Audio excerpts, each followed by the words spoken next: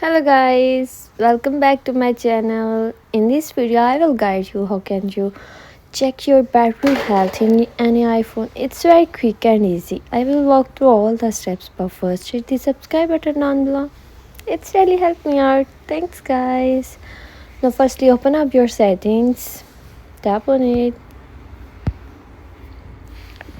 Here you can see it's a battery option. Just tap on battery. Here is the battery health.